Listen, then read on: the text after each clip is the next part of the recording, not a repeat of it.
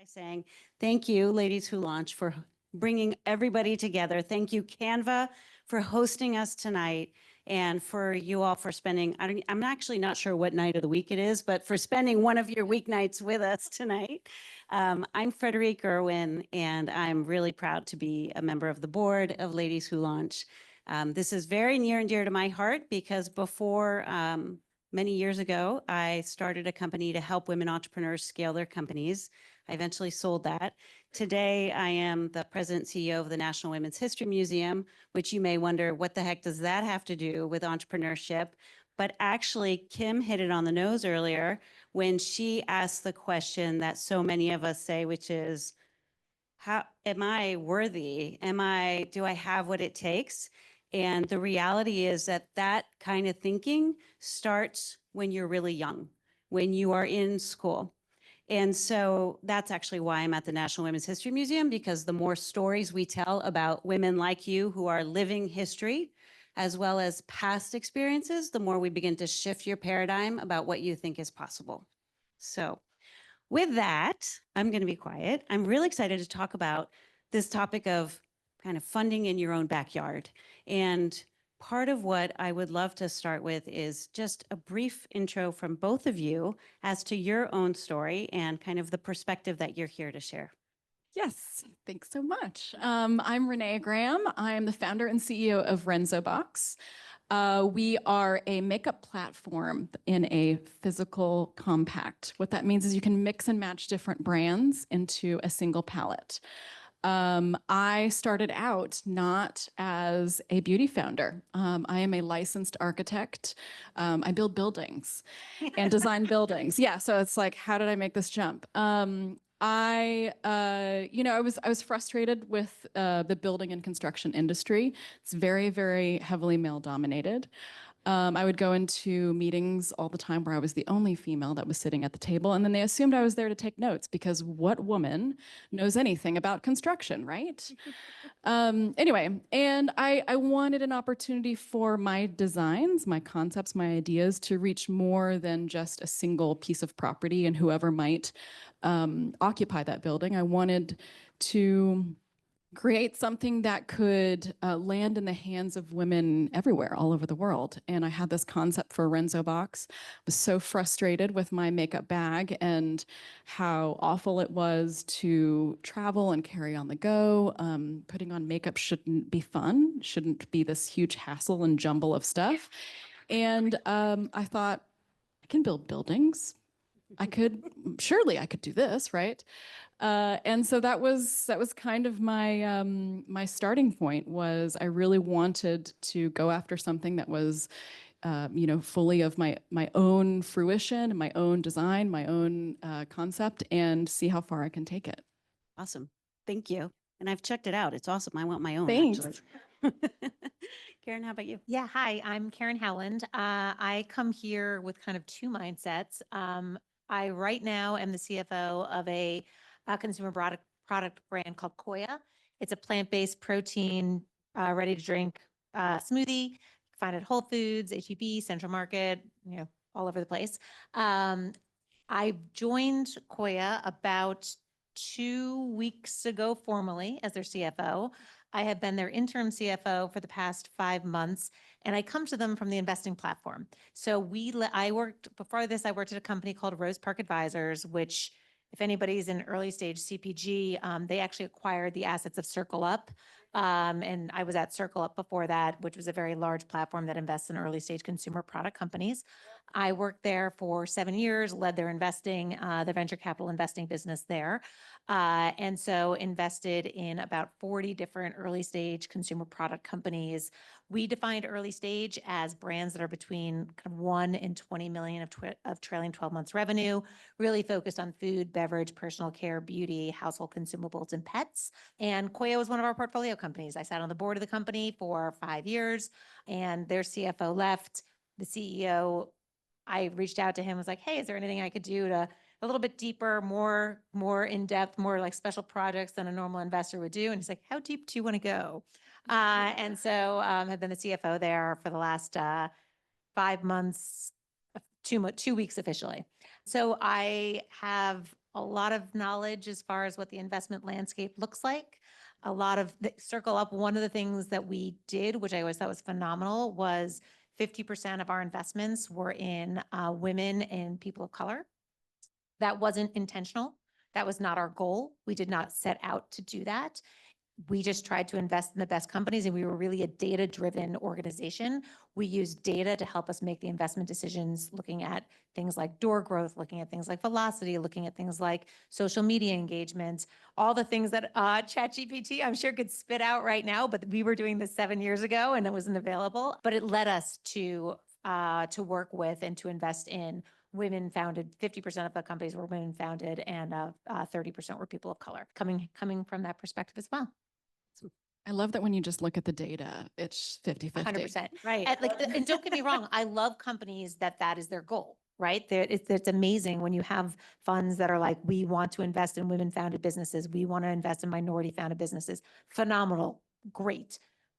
But when you actually do it, when that's not the goal, and it's just because that's what the data tells you should be Right. doing, I think it's all the more powerful. Awesome.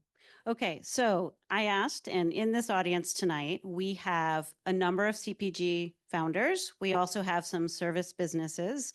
And I want to start with kind of some easy questions for those who are perhaps early stage bootstrapping. Karen, I'll start with you. Where can you just lay out the landscape in terms of you're an early stage, one or two of those kind of businesses, and how do you begin to think about maybe going to raise some money, or even actually, Renee, you can talk about difference between debt and equity next. So where should they start? Yeah. There's your own backyard is super important, right? So if you're starting a company, you need to have some capital, right? Whether that be your capital to spend, whether that be your partner's capital to spend, your parents' company capital to spend, and keeping it as close knit as possible is super important early on, because the negative thing that can come from raising money from an outside organization is you end up losing more and more of your company, especially as you raise money early. You'll see these dilution impacts, and dilution being, I value your company at X amount, so I value your company at $1 million. I'm going to give you $1 million to invest. That means I now own 50% of your company because I gave you $1 million and it's now worth $2 million. So I just took 50% of your company the first time you raise capital. That is painful. That is horrible. That is awful. And I can tell you, women are way more susceptible to give more of their company up early on than men are. And not surprising, people of color are more likely to give more of their company up early on than men, or than certainly white men. And so the more you could hold on to early, the more you can do that doesn't necessarily have a set valuation on it, the better you are. I think there are a lot of opportunities when you think about what's going on in your backyard. And I actually used ChatGPT on the way over here for this. And I swear I didn't realize that I'm not doing this as a plug, but I was like, what opportunities are there if I'm a venture, if I want to raise capital and I'm a UT alumni? I'm not a UT alumni, but I figure there might be some people in the room. There were like 15 different companies, 15 different programs that showed up. What if I don't want it to be equity? A bunch of different grants, non-dilutive grants showed up. What if I'm an alumni and I'm not participating in the school? There were like 4 or 5 different options. I was like, what if I went to A&M, right? And a whole nother group of options came up. There are a lot of different opportunities, and that's just in the educational side of things, right? If you go to your local bank, right? If you live in a small community, you go to your local bank, there are funding opportunities that are available. You have to apply, right? You have to make sure you're eligible. You have to make sure your pitch is on Canva and it's beautiful and already, but there's a lot of different opportunities out there to raise money that is a little bit earlier than the more traditional venture, the sexy venture money, which is Not really sexy. I was going to say not sexy at all. Renee, can you just start by breaking down debt versus equity and how you begin to think about it, and what did you do? Yeah, sure. Debt versus equity fundraising. Debt, I think we're all probably pretty familiar with, but essentially it's a note that earns interest or gains interest that you have to pay off over time. The great thing about raising debt to finance something that you might need for your company, for example, inventory, I've used inventory financing previously, is that you don't lose any of your company, right? You're not selling off a piece of your company. You are essentially going into debt, and then the revenue that you'll take on later will be able to pay this off, right? There are great things about raising debt, but you also want to make sure that you have the revenue that's going to be coming in order to cover it, obviously, just like you need to pay your mortgage, you need to pay your phone bill and all these other things, right? So with when you're selling equity or when you're raising equity funding, you're selling off a little piece of your company. And rule of thumb, you could probably put this in a ChatGPT, is that at every round of funding, you don't want to sell any more than 20% of your company. It took me going to about, I don't know, 50 events like this and going through different types of accelerator programs, et cetera, to sort of learn that. A little story, my story, when I first got started, you're talking about fundraising in your own backyard. When I started Renzoe Box, or when I was thinking about starting Renzoe Box, I was actually living in Bryan, Texas, where Texas A&M is, hour and a half away from here. And I spent 3 months in LA and I spent 3 months in New York because I was like, that's where the beauty industry is. I have to go there. And I absolutely thought I was going to be relocating to one of those cities. And after I spent 3 months in each, learning as much as I possibly could about the beauty industry and networking, going to as many of these functions as I possibly could, I realized at the end of the day, I'm building a business and I will need capital. And my business relationships are all in Texas. So my very first angel investors in Renzoe Box had nothing to do with beauty. They actually came from the real estate building and construction world, right? Like I had worked with them on the real estate development side. One was a CFO of a national a senior living company. They build senior living facilities all over the United States. But he knew me, right? Like he knew Renee is going to charge through all the brick walls that come in the way. And even though she doesn't have a background in beauty, she's going to figure out all the things like, and has been one of my biggest proponents ever since. So it is very true. Start in your own backyard. You'd be amazed at just looking through your own network and coming to more events like these, making friends, talking to people, learning that, you know, there's 1 or 2 degrees of removal from someone who is dying to invest in your company. Just believe that. I will say the one thing that is important to point out, though, you get told no a lot. You have to be ready to eat a big old slice of humble pie. You have to recognize that what you're going to do is going to change the world, right? And I always joke, like, I'm made to be a CFO. I am not made to be the CEO because I don't have that irrational belief that like that my plant-based beverage brand is my plant-based protein brand is going to completely revolutionize how people are drinking and eating and going about their day. Chris Hunter has that vision, and he will tell you up, left, right, up and down about it. But as a finance person, it's like you've got to be okay. Excuse me.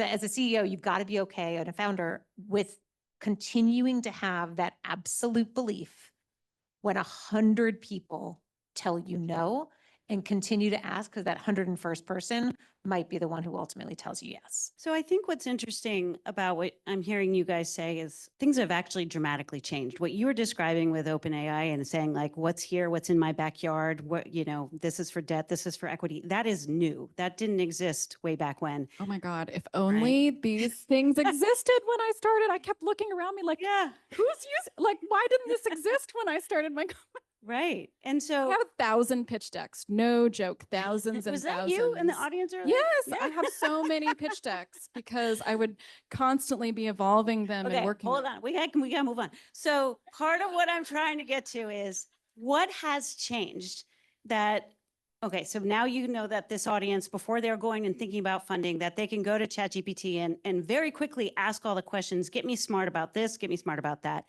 What's happening in my own backyard?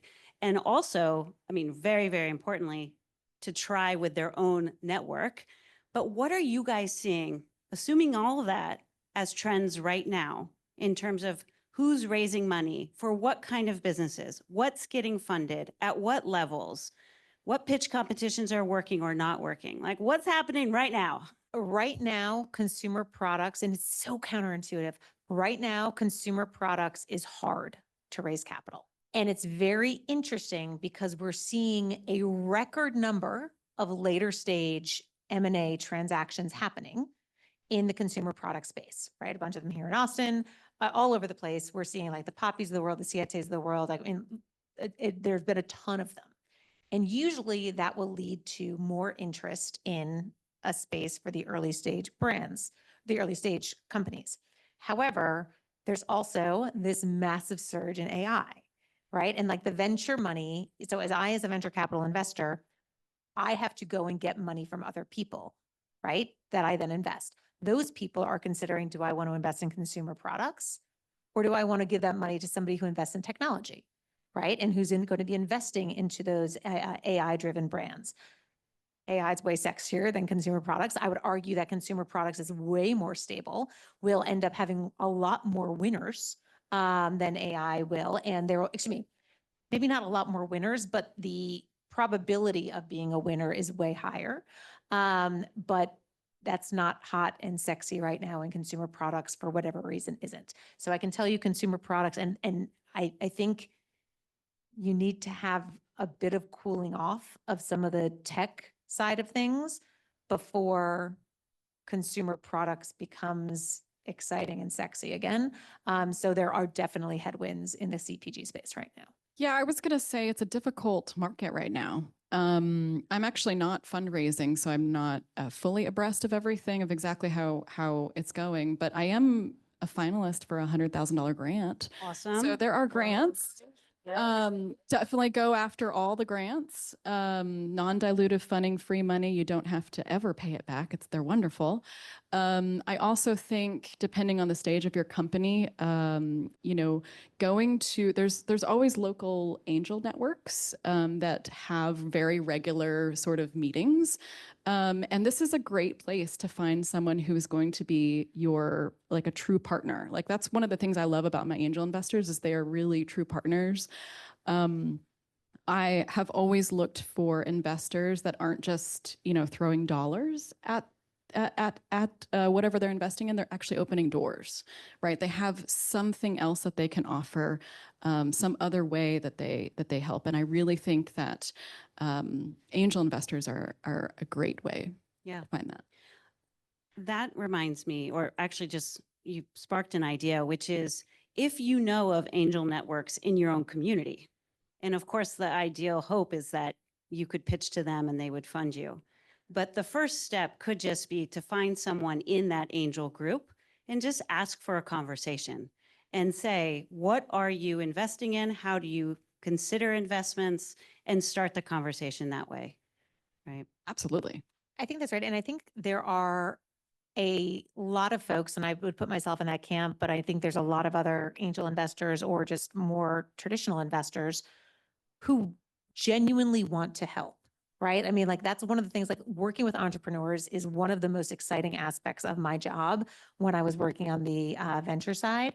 And even if it was a brand that was not in scale for what I was looking for, or maybe in a different category that we weren't interested in, I've always been happy to, like, I'll go through decks and just be like, okay, no one's going to care about this, which is terrible to say, but I'll, like, very straight shooter, right? Like maybe de-emphasize this. You've got to clean, like this LTV to CAC has to be higher or else no one's going to be interested. Like, and just people, if you ask people to take a look, some people might say no, but for the most part, people do want to give back and do want to help. Okay. So just, we talked about how with ChatGPT, all the information is available for you. You have to remember though, that all that information is available for me too, right? So when you think about your point of differentiation, go to ChatGPT and say, hey, Lamique Beauty, how do I compare against my competitors? And you are then, obviously you're knowledgeable, but recognizing that I'm seeing the same thing.